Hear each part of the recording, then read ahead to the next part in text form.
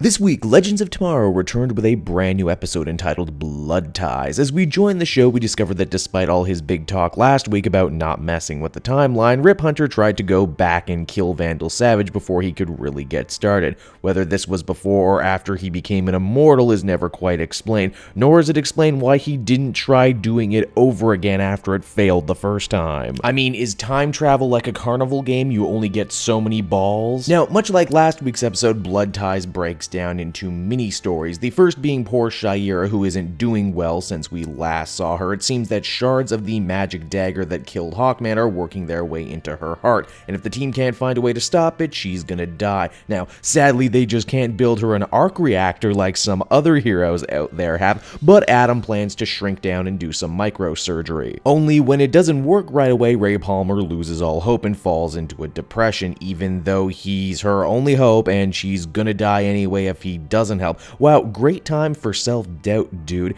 He only comes out of it by making peace with his old teacher, Dr. Stein, a running tension, of course, these two men have had since the very first episode. Then again, without spoiling too much, they don't really get over it in the episode, it just seems like they did for a bit. Elsewhere, Rip Hunter gets the idea to attack Vandal Savage's personal fortune in an attempt to slow his rise to power. White Canary joins him on this job, and while I still might not be crazy about her character or the fact that she's not from the comics, I cannot deny her fight scene in the bank was pretty freaking cool, helped out a ton by some killer musical choices. Her big character moment this week dealt with her trying to overcome her assassin's bloodlust, and I mean, really, is an assassin bloodlust a bad thing, especially considering your big bad can't be killed anyway via conventional means? The final major story this week involves Captain Cohl trying to change his own history, because really, I mean, why not? Everyone else got a chance to screw with time last week, now it's his turn. He wants to steal a diamond with a deep connection to his deadbeat dad, and he somehow manages to rope Jax into coming along.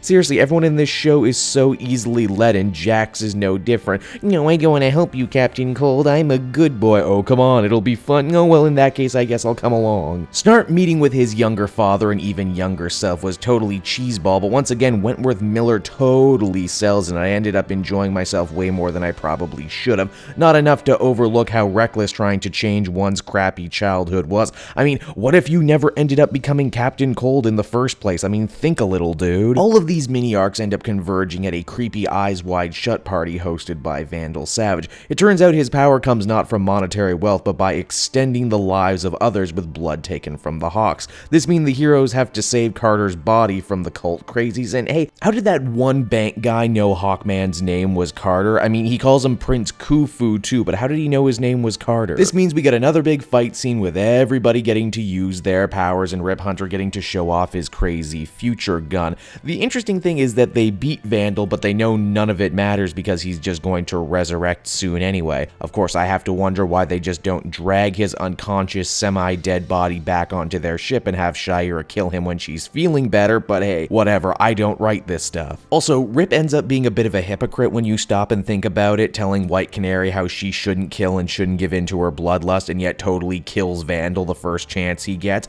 Of course, he doesn't really die, but you get where I'm coming from. For the third episode in a row now, the show ends with Rip and everyone agreeing that they should work harder at being a team from now on and stop just going off on their own missions. It's a nice thought, but I bet you any money next week will be back to square one. Blood Ties was an episode that won me and lost me multiple times before it was all over. It had a number of cool fight scenes, but things are still just not adding up. Our heroes approach time travel with zero respect or consistency for that matter. Certain heroes feel like they're given busy work to do, and that's just a cardinal sin when you're doing a team series like this one. I still don't hate the show, and I do plan to come back again. I'm just more frustrated than anything by it, which is why I have to give it a 6 out of 10. Hey everyone, thanks so much for watching my newest video. I hope you enjoyed it, and I hope you'll feel like checking out some more videos I have on offer here at Cape Joel.